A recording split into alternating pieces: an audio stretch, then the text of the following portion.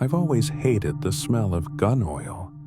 It clings to everything it touches, soaking deep into the fibers of my clothes, the lining of my backpack, the coarse hair on the back of my hands. Yet here I am, kneeling on the cracked linoleum of our mudroom, a Remington .308 laid across my thighs, and the stench of gun oil sharp in my nostrils. The early morning light barely scratches at the edges of the blinds, dim and gray like the belly of a dead fish. My dad, Frank, is in the kitchen, clattering around with the coffee pot and mumbling under his breath. Today, we're heading up to the woods of northern Michigan, same as we did every year before Leah, before we lost her. I can't help but feel the old scars throbbing as I load bullets into the magazine. It's been 10 years since that hunting trip, the one that tore my family into before and after. Before, when Leah's laughter was a constant soundtrack to our lives. After, when every silence was filled with her absence. We were just kids back then. I was 10, Leah was 8. It was supposed to be a typical hunting trip, one of those bonding experiences Dad was always talking about. But things went wrong. We got separated from Dad somehow. One minute we were following him, the next we were lost, the dense woods closing in around us. Dad says when he found me, I was huddled under a fallen tree, my eyes wide, my body frozen. All I could mutter through chattering teeth was, "Dogman." It was only later, after the search parties had combed through every thicket and hollow, that they found her. What remained of Leah was barely recognizable, the evidence of a brutal mauling undeniable. The authorities concluded it was likely a bear attack, but Dad, he never accepted that explanation. He had seen the tracks, too large and oddly shaped for any bear. As I load another round, the memory flashes, unbidden and unwelcome. Large, hairy, clawed hands reaching out towards us, impossibly big, grotesque in their form.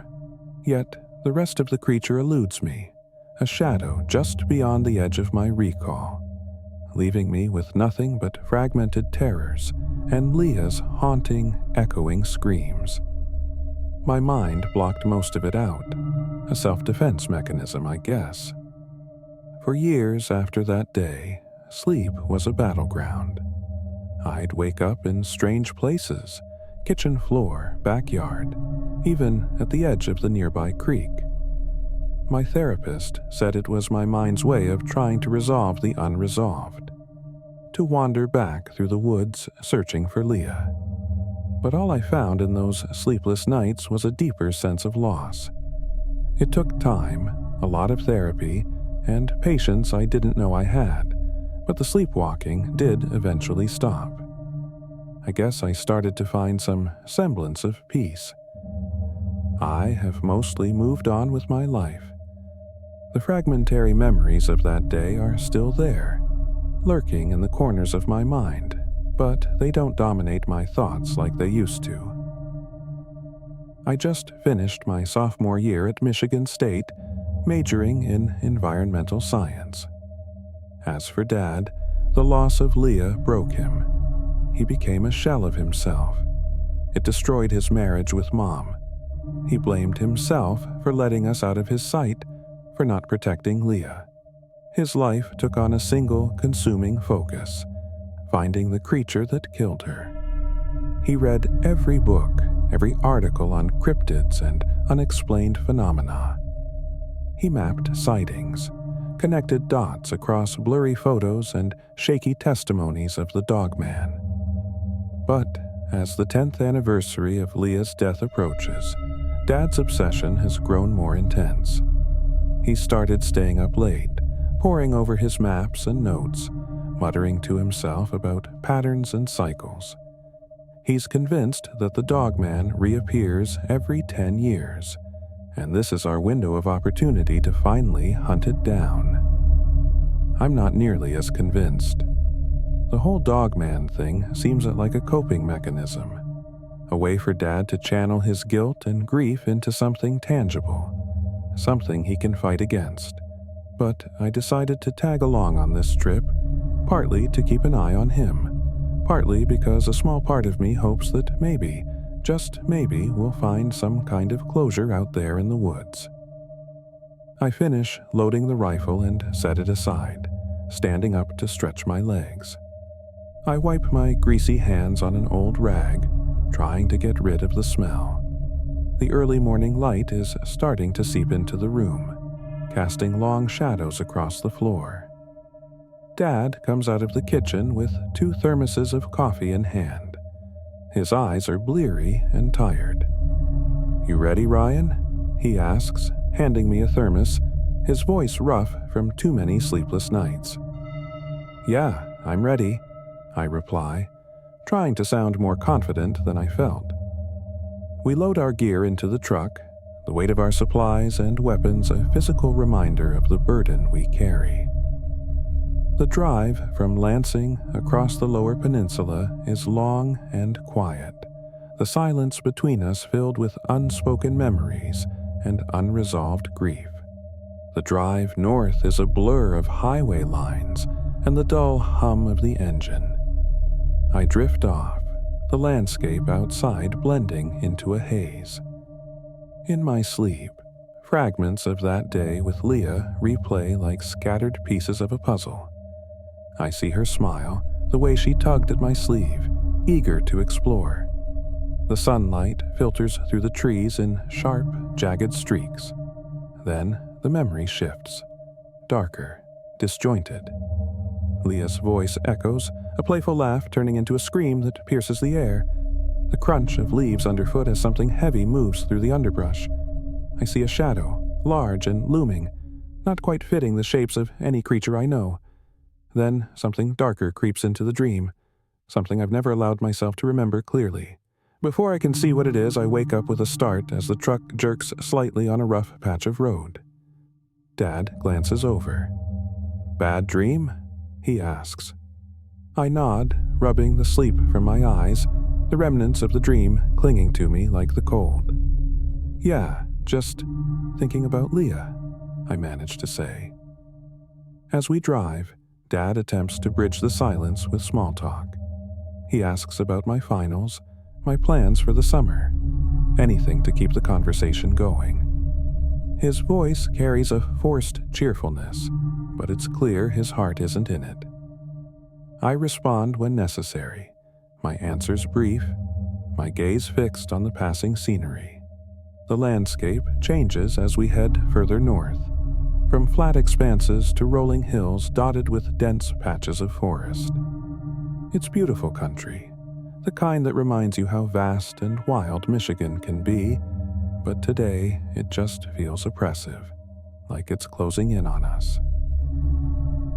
We finally arrive at the cabin, nestled deep in the woods, its weathered wood blending seamlessly with the surrounding trees. The place hasn't changed much since the last time I was here, a relic from another time, filled with the echoes of our past. I can still see Leah running around the porch, her laughter ringing out into the forest. Dad parks the truck, and we step out into the crisp air. The smell of pine and damp earth fills my nostrils. We start unloading our gear, the tension between us palpable. "Let's get this inside," Dad says, his voice gruff as he hefts a duffel bag onto his shoulder. I nod, grabbing my own bag and following him to the cabin. Inside, it's a mix of old and new. The same rustic furniture, but with new hunting gear and maps strewn across the table. Dad's obsession is evident in every corner of the room, a constant reminder of why we're here. As we unpack, we exchange strained attempts at normalcy. He talks about the latest cryptid sightings he's read about, his eyes lighting up with a fervor that both worries and saddens me. "Did you hear about the sighting up near Alpena?" he asks, laying out his maps on the table. "Yeah, you mentioned it," I reply, trying to muster some enthusiasm. Do you really think there's something to it? Dad's eyes meet mine, and for a moment I see a flicker of doubt, but it's quickly replaced by grim determination. I have to believe it, Ryan. It's the only thing that makes sense. We finish unpacking, the silence between us growing heavier with each passing minute. I step outside to clear my head, the cool air a welcome relief. The sun is starting to set, casting long shadows across the clearing. I can't shake the feeling of unease. "You can take the upstairs room," Dad mutters. His voice is strained, trying to sound normal, but it's clear the weight of the past is heavy on him. I nod, hauling my backpack up the creaking stairs to the small bedroom that I used to share with Leah. The room feels smaller now, or maybe I've just grown too much since those innocent days. I unpack silently, setting my things aside. The bed is stiff and cold under my touch. As I settle in, I can't help but glance at the corner where Leah and I would huddle together, whispering secrets and making plans for adventures that would never happen. I push the thoughts away, focusing on the practicalities of unpacking. After settling in, I go back downstairs to find Dad loading up a backpack with supplies for our hunt. The intensity in his eyes is palpable, his hands moving with practiced precision. I know this routine. It's one he's perfected over countless solo trips since that fateful day. "We'll head out early," he says, not looking up from his task. "Gotta make the most of the daylight." I nod, though unease curls in my stomach. I'm not just worried about what we might find, or not find, out there. I'm worried about him. Each year, the obsession seems to carve him out a bit more, leaving less of the Dad I knew. The morning air is sharp with the scent of pine and wet earth as Dad and I head into the deeper parts of the forest. The terrain is rugged, familiar in its untamed beauty, but there's a tension between us that makes the landscape feel alien. Dad moves with a purposeful stride, his eyes scanning the woods around us. Every snap of a twig, every rustle. As we walk, my mind drifts back to that day 10 years ago. I can almost hear Leah's voice echoing through the trees, her high-pitched call as she darted ahead. "Catch me, Ryan." I remember how the sunlight filtered through the leaves, casting dancing shadows on the ground. Those memories are so vivid, so tangible, it feels like I could just turn a corner and see her there, waiting for us. Dad suddenly stops and kneels, examining the ground. He points out a set of tracks that are too large for a deer with an unusual gait pattern. "It's been here, Rye. I'm telling you, it's close," he whispers, a mixture of excitement and something darker in his voice. I nod, though I'm not sure what to believe. Part of me wants to dismiss it all as grief-fueled obsession, but another part, the part that heard Leah's scream and saw something monstrous in the woods that day, isn't so sure. As we continue, Dad's comments become increasingly cryptic. "You know, they say the Dogman moves in cycles, drawn to certain places, certain times. Like it's tied to the land itself," he muses, more to himself than to me. His fixation on the creature has always been intense, but now it borders on mania. We set up a makeshift blind near a clearing where Dad insists the creature will pass. Hours drag by with little to see but the occasional bird or distant deer. The sun rises higher in the sky, casting long, slender shadows through the dense canopy. I shift uncomfortably in my spot, the forest floor hard and unyielding beneath me. My eyes dart between the trees, hoping to catch a glimpse of something, anything, to break the monotony. Dad, on the other hand, remains steadfast, his gaze fixed on the tree line as if he can will the Dogman into existence by sheer force of will. A bird chirps nearby, startling me. I sigh and adjust my grip on the rifle. I glance over at Dad. "Anything?" I ask, more out of boredom than genuine curiosity. "Not yet," he replies, his voice tight. "But it's out there. I know it." I nod, even though I'm not sure I believe him. The forest seems too quiet, too still. Maybe we're chasing ghosts. As the sun begins its descent, the forest is bathed in a warm, golden light. The air cools, and a breeze rustles the leaves. I shiver, more from anticipation than the cold. The long hours of sitting and waiting are starting to wear on me. "Let's call it a day for now," Dad says finally, his voice heavy with disappointment. "We'll head back to the cabin, get some rest, and try again tomorrow." I stand and stretch, feeling the stiffness in my muscles. We pack up our gear in silence and start the trek back to the cabin. The walk is long and quiet. The only sounds are the crunch of leaves underfoot and the distant calls of birds settling in for the night. Dinner is a quiet affair, both of us lost in our thoughts. I try to make small talk, asking Dad about his plans for tomorrow, but it feels forced. We clean up in silence. After dinner, I retreat to the small bedroom. The fatigue from the day's hike has settled into my bones, but sleep still feels like a distant hope. I lie down, staring at the ceiling, the room cloaked in darkness save for the sliver of moonlight creeping through the window. Downstairs, I hear the faint sound of Dad moving around, likely unable to sleep himself. I drift into sleep, but it's not restful. My dreams pull me back to that fateful day in the woods. Leah's voice is clear and vibrant, her laughter echoing through the trees. She looks just as she did then, bright-eyed and full of life, her blonde hair catching the sunlight as she runs ahead of me.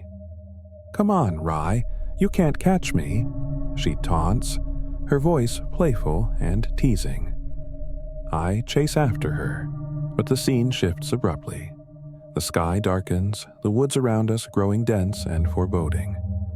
Leah's laughter fades, replaced by a chilling silence.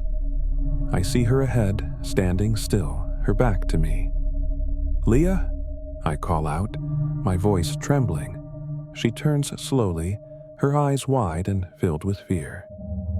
"Ryan, you have to remember," she says, her voice barely a whisper. "It wasn't what you think. You need to know the truth."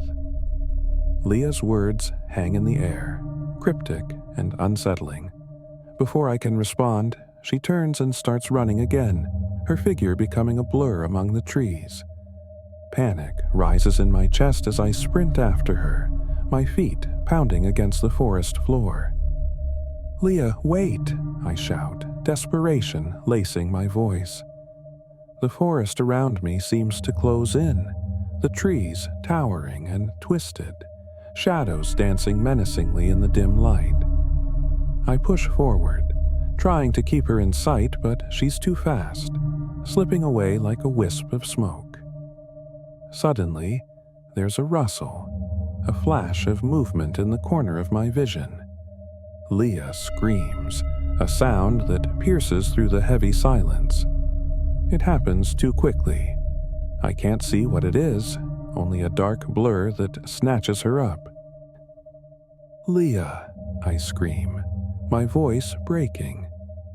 I stumble, falling to my knees as the forest spins around me. My heart races, and the terror is so real, so visceral, that it pulls me back to that awful day, the one that changed everything. I jolt awake, my breath coming in ragged gasps. I sit up, wiping the cold sweat from my forehead as I try to steady my breathing. The room is still dark. The shadows cast by the moonlight seem to flicker and dance on the walls. My heart is still racing from the nightmare, the echo of Leah's scream lingering in my ears. As I struggle to calm down, the floorboards outside my room creak. The door opens slowly, and I see the silhouette of my dad in the doorway, a Bowie knife in his hand, his posture tense. "Dad, what the hell are you doing?" I whisper, my voice shaking. "Shh," he hisses, holding up a hand to silence me. "I heard something. Something moving around in the cabin. Stay quiet." I swallow hard, my mouth dry. I glance at the clock on the nightstand. It's just past 3 in the morning. The cabin is silent, the kind of deep, oppressive silence that makes every small sound seem louder. I can't hear anything out of the ordinary, but Dad's expression is deadly serious. He motions for me to get up, and I do, moving as quietly as I can. My heart is racing, a mix of lingering fear from the dream and the sudden, sharp anxiety of the present moment. Dad leads the way, stepping cautiously out of the bedroom and into the hallway, the knife held ready in front of him. We move through the cabin, checking each room in turn. The living room is empty, the furniture casting long shadows in the dim moonlight. The kitchen is just as we left it, the plates from dinner still drying on the counter. Everything seems normal, untouched. We finish our sweep of the cabin without finding anything amiss. The silence is heavy, punctuated only by our soft footfalls. I can see the tension in Dad's frame, his grip on the knife unwavering. After checking the last room, we pause in the dimly lit hallway, the air thick with unspoken questions. "There's nothing here," I say, my voice low. "Are you sure you heard something?" He looks at me, his eyes searching for something in my face. I heard growling, deep and close. It was right outside the window. "Maybe it was just an animal outside, a raccoon or something," I suggest, although the certainty in his voice makes me doubt my own reassurance. "No, it wasn't like that. It was different," he insists, his voice tense. I nod, not wanting to argue, but the seeds of worry are planted deep.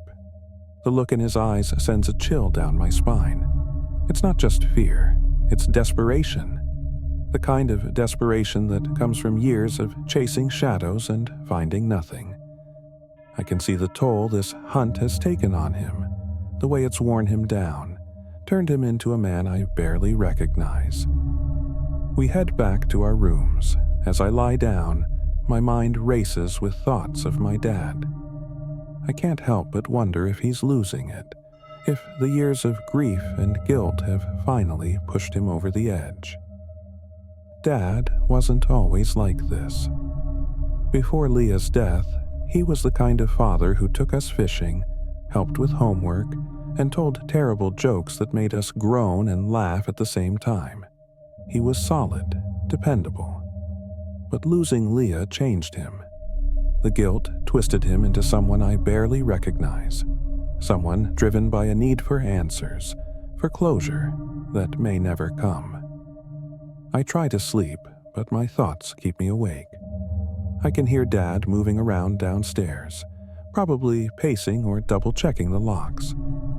His paranoia has become a constant presence, and I don't know how to help him. I don't even know if I can help him. The next morning, the sunlight filters weakly through the cabin windows, casting a pale light that does little to lift the heavy mood. I drag myself out of bed, feeling the exhaustion of another restless night. Dad is already up, hunched over his maps at the kitchen table, his eyes bloodshot from lack of sleep. "Morning," I mumble, rubbing the sleep from my eyes as I pour myself a cup of coffee.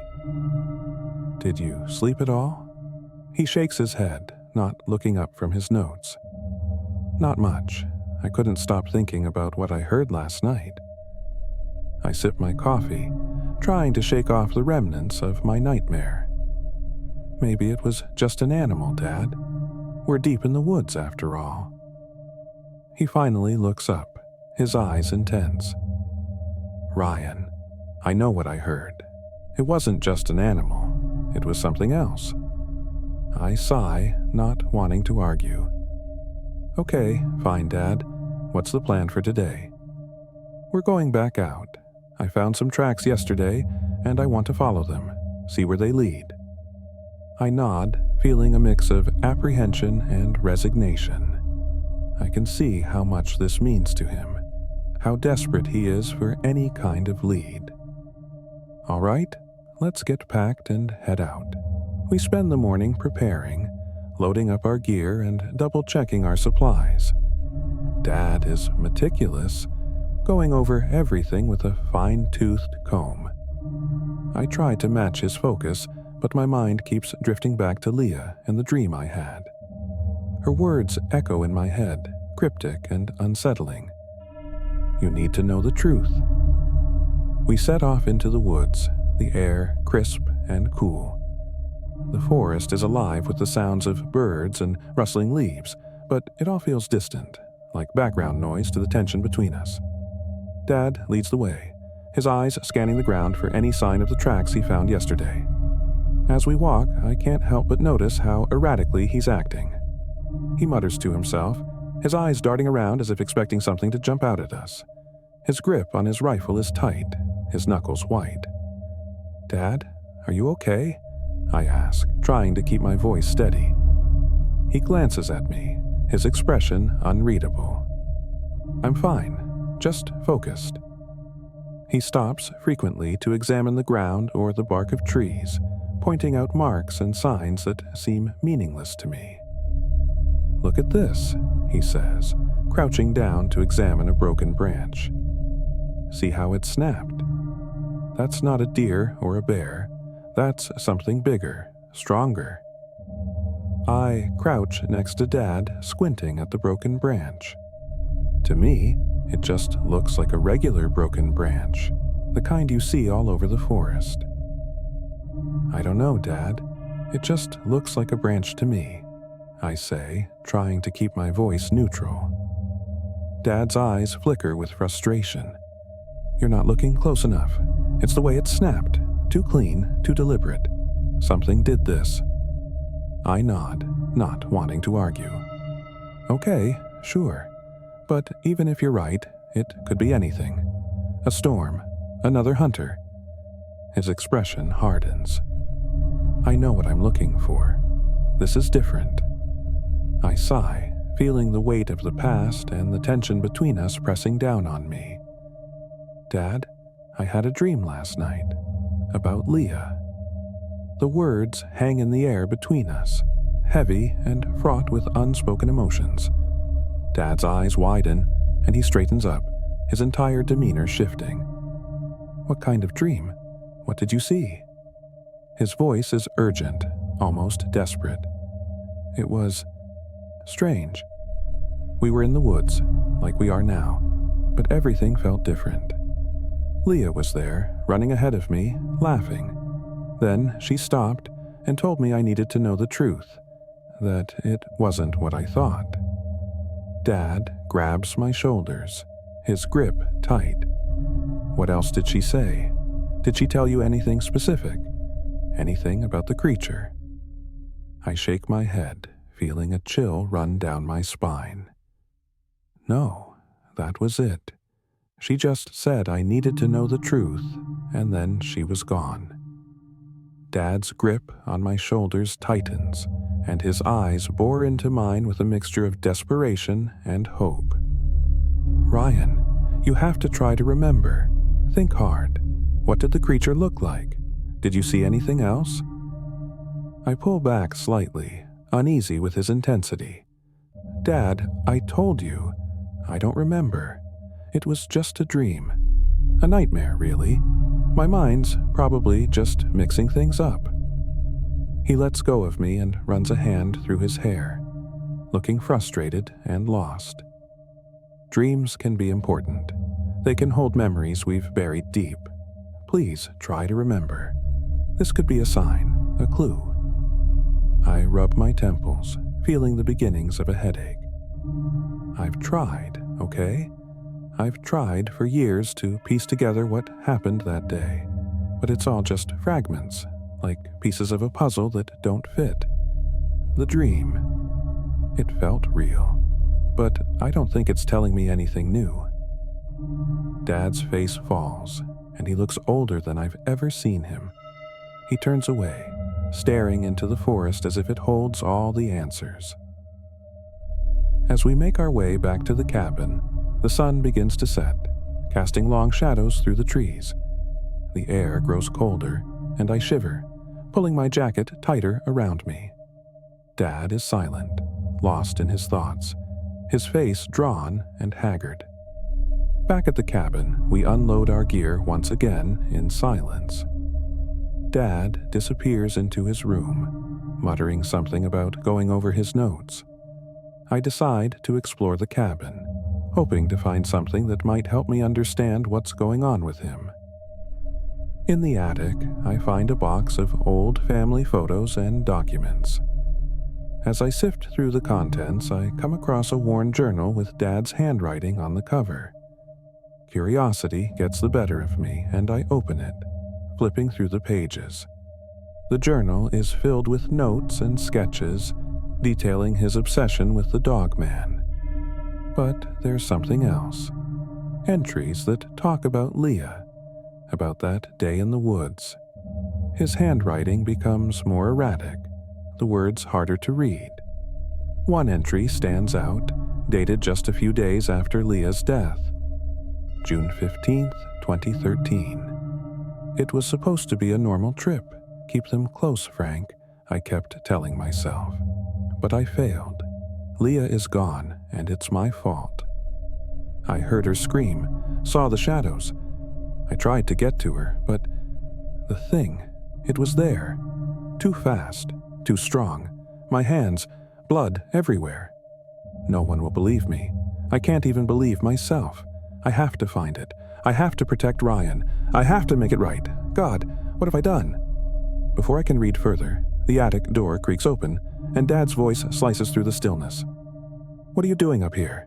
His tone is sharp, almost panicked. I turn to see him standing in the doorway, his face pale and his eyes wide with something between anger and fear. I clutch the journal to my chest, my mind racing. I found this. I was just trying to understand. In an instant, he crosses the room and snatches the journal from my hands. His grip is tight, his knuckles white. You had no right, he growls, his voice trembling. Dad, I just wanted to know the truth, I shout, frustration boiling over. What really happened to Leah? His eyes flash with a mix of rage and anguish, and before I can react, he slaps me across the face. The force of it knocks me off balance, and I stumble backward, my cheek stinging. For a moment, there's a stunned silence. We both stand there, breathing hard, the air thick with tension. I'm sorry, Dad says finally, his voice barely a whisper. I didn't mean to. He trails off, clutching the journal to his chest like a lifeline. I touch my cheek, feeling the heat from the slap, and take a deep breath, trying to steady myself. Dad, what aren't you telling me? What really happened that day? Stay out of it, Ryan, Dad growls, his eyes dark with anger. You don't know what you're messing with. He turns and storms out of the attic. I'm left standing there, my cheek throbbing, my mind racing. What the fuck is going on? What really happened to Leah? And what is Dad so afraid of? That night, I sleep with my rifle within arm's reach, more afraid of my dad than any Dogman. The slap still burns on my cheek, and the look in his eyes, rage, fear, something darker, haunts me. I lie awake, listening to the creaks and groans of the old cabin, every sound amplified in the stillness.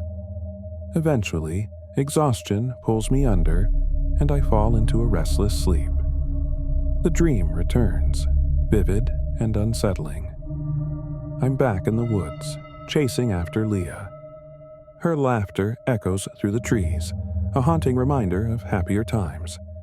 This time, though, I push myself harder, refusing to let her slip away. Ryan, catch me, she calls, her voice playful. "I'm coming, Leah," I shout, my legs pumping, my breath coming in ragged gasps. The forest around us is a twisted, shadowy maze, the trees seeming to close in on us. Leah's figure becomes clearer, her blonde hair catching the dim light filtering through the canopy. She stops suddenly, turning to face me, her eyes wide with fear. "Leah, what is it?" I ask, my voice trembling. "Look behind you," she whispers, her voice barely audible. I turn slowly, dread creeping up my spine. In the shadows I see a figure, its form indistinct and shifting. It's not quite animal, not quite human, something in between. The sight of it sends a jolt of terror through me, and I wake up with a start, my breath coming in ragged gasps. I'm not in my bed. The ground beneath me is cold and hard, the smell of damp earth filling my nostrils. Panic rises as I realize I've sleepwalked into the woods. I scramble to my feet, my eyes adjusting to the dim light. The moon casts a pale glow over the surroundings, revealing what looks like a long abandoned animal lair. The walls are covered in giant claw marks, deep gouges in the wood and earth. The air is heavy with the scent of decay, and a chill runs through me. I can't shake the feeling that I'm being watched. Carefully, I start to move, my eyes scanning the ground, desperate for a familiar landmark. That's when I see them. Faded scraps of fabric caught on the jagged edges of the underbrush. My steps falter, a sense of dread washing over me as I bend down to examine them. The fabric is torn, weathered by time and the elements, but unmistakably familiar. It's part of Leah's jacket, the bright pink one she wore on the day she disappeared. As I strain to make sense of it all, a rustling sound behind me snaps my focus. My heart leaps into my throat. I spin around, my hand instinctively reaching for the rifle I don't have, because of course I didn't bring it in my unconscious state. The shadowy figure that emerges from the trees is unsettlingly familiar, mirroring the menacing forms of my nightmares. But as it steps into the moonlight, I recognize the worn jacket, the weary posture. It's Dad. "Ryan," he calls out, his voice a mix of relief and stern concern. "I've been looking everywhere for you. What the hell are you doing out here?" I exhale slowly, the terror ebbing away as reality sets back in. I don't know, Dad. I must have sleepwalked again." My voice is shaky, my earlier dream still clinging to the edges of my consciousness. Dad stares at me in disbelief. "You haven't sleepwalked since you were a kid, Rye. This isn't just a coincidence." His eyes dart around, taking in the surroundings, the eerie, claw-marked den, the unsettling quiet of the woods. "How did you even find this place?" I shake my head, struggling to find an answer. "I don't know, Dad. I woke up here." The uncertainty in my voice does nothing to ease the tension. His eyes lock onto the tattered remains of Leah's jacket in my hands, and something inside him snaps. The color drains from his face as he stumbles a few steps backward. This is where it happened," he murmurs, his voice barely a whisper. "This is where we found Leah." "I thought you said you don't remember anything from that night," he says accusingly. "I swear, Dad, I don't know anything about this place," I insist, my own heart pounding. "It was you, wasn't it? You've been hiding this from me." His voice is frantic. "You, last night, the growling. It was you." His voice rises, tinged with hysteria. I step back, my pulse racing, feeling the chill of the night and the weight of his accusation.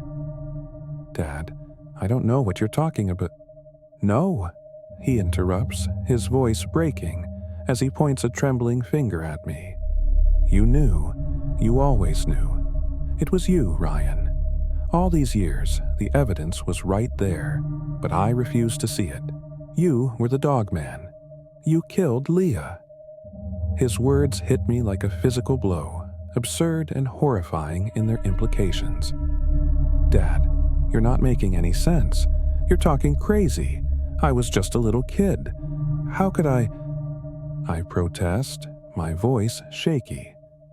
He steps closer, his presence looming over me, the outline of his figure distorted by the shadows of the trees. "Think about it. It all makes sense now. You led us here, to this place, because you remember. Because you did it." "Dad, stop it!" I shout, my heart pounding in my chest. "You're scaring me. You need help. Professional help. This isn't you." But he's beyond reason, his eyes wild with a haunted grief. "I have to end this," he mutters, more to himself than to me, his hand tightening around his rifle. His finger hovers dangerously over the trigger of his rifle. My instincts kick in, and I know I have to act fast. I lunge toward him, trying to knock the weapon away, but he's quicker than I expected. We struggle, our breaths heavy in the cold night air. The sounds of our scuffle the only noise in the otherwise silent woods. His strength surprises me, fueled by his frantic emotions. He shoves me back, and I stumble over a root, my balance lost for a crucial second. That's all he needs. He raises his rifle, his intentions clear in his wild, pained eyes. I dive to the ground just as the shot rings out, a deafening blast that echoes ominously through the trees. The bullet whizzes past, narrowly missing me, embedding itself in the bark of an old pine. I scramble to my feet, my heart pounding in my ears, and I start running. The underbrush claws at my clothes and skin, but I push through, driven by a primal urge to survive. "Dad, stop! It's me, Ryan!" I shout back as I dodge between the trees. Another shot breaks the silence, closer this time, sending splinters of wood flying from a nearby tree trunk. It's surreal being hunted by my own father, a man tormented by grief and lost in his delusions. I don't stop to look back. I can hear him crashing through the forest behind me, his heavy breaths and muttered curses carried on the wind. The terrain is rough, and I'm fueled by adrenaline, but exhaustion is setting in. I need a plan. Ahead, I see a rocky outcrop and make a split-second decision to head for it. It offers a chance to hide, to catch my breath, and maybe reason with him if he catches up. As I reach the rocks, I slip behind the largest one, my body pressed tight against the cold, damp surface. I hear his footsteps approaching, slow and cautious now. As I press against the rock, trying to calm my racing heart, I can hear Dad's footsteps drawing closer, each step crunching ominously on the forest floor. He's methodical, deliberate, like a hunter stalking his prey. "Come out, Ryan." Dad's voice is ragged, filled with a blend of fury and pain. My heart pounds against my chest, the cold sweat on my back making me shiver against the rough surface of the rock. I know I can't just sit here. It's only a matter of time before he finds me. Taking a deep breath, I peek around the edge of the rock, trying to gauge his position. I see him, rifle raised, scanning the area slowly. This might be my only chance to end this madness without further violence. I need to disarm him, to talk some sense into him if I can. As quietly as I can, I move out from behind the rock, my steps careful to avoid any twigs or leaves that might betray my position. I'm almost upon him when a branch snaps under my foot, a sound so trivial yet so alarmingly loud in the quiet of the woods. Dad whirls around, looking completely unhinged. "Ryan!" he exclaims, his rifle swinging in my direction. Panic overtakes me, and I lunge forward, my hands reaching for the gun. We struggle, the rifle between us, our breaths heavy and erratic. "Dad, please, stop," I plead, trying to wrestle the gun away, but he's strong, stronger than I expected. In the chaos, the rifle goes off. The sound is deafening, a sharp echo that seems to reverberate off every tree around us. Pain explodes in my abdomen, sharp and burning, like nothing I've ever felt before. I stagger back, my hands instinctively going to the wound. The warmth of my own blood coats my fingers, stark and terrifying. Dad drops the rifle, his eyes wide with horror. "Oh my God, what have I done?" he gasps, rushing to my side as I collapse onto the forest floor. As the pain sears through me, a strange, overpowering energy surges within. It's wild, primal, unlike anything I've ever experienced. Looking down in horror, my hands are no longer hands but large, hairy, clawed appendages. The transformation is rapid, consuming. My vision blurs, senses heighten, and a raw, guttural growl builds in my throat. In that moment, a flood of understanding washes over me, mingling with the horror of realization. These are the hands of the creature from my nightmares, the creature whose face I can never fully recall because, as I now understand, it is me. What happens next feels detached, as if I'm no longer in control of my own actions, watching from a distance as my body moves on its own. I turn towards my dad, his face a mask of terror. He stumbles back, his eyes wide with the dawning realization of what his son has become. The forest around us seems to fall silent, holding its breath as the nightmarish scene unfolds. I can hear my own growls, guttural and deep, filling the air with a sound that's both foreign and intimately familiar. The pain in my abdomen fuels a dark, violent urge, an urge that's too strong to resist. With a ferocity that feels both alien and intrinsic, I move towards him. My dad, paralyzed by fear and shock, doesn't run. Maybe he can't. Maybe he doesn't want to. The encounter is brutal and swift, a blur of motion and violence. My dad barely puts up a struggle, as though resigned to his fate. Not that there's anything he can do. The creature that I've become is too powerful, too consumed by the wild instincts surging through me. I tear him apart, limb from bloody limb. My hands, no, my claws, rending through fabric and flesh with disgusting ease. The sound of my dad's screams, of tearing fabric and flesh, is drowned out by the animalistic growls that echo through the trees. When it's all over, the red mist that had clouded my vision begins to fade, and the fierce, uncontrollable rage that drove my actions subsides. I'm left standing, my breaths heavy and erratic, in the eerie stillness of the forest. The transformation reverses as quickly as it came on, and I find myself back in my human form. My clothes are ripped to shreds, hanging off my frame in tattered remnants. At my feet lies what's left of my dad, his body torn and unrecognizable. I glance down at my abdomen, expecting agony, but instead find my wound miraculously healed. No sign of the gunshot remains, just a faint scar where I expected a bloody mess. Shock sets in, a numbing disbelief mixed with a gut-wrenching realization of what I've become and what I've done.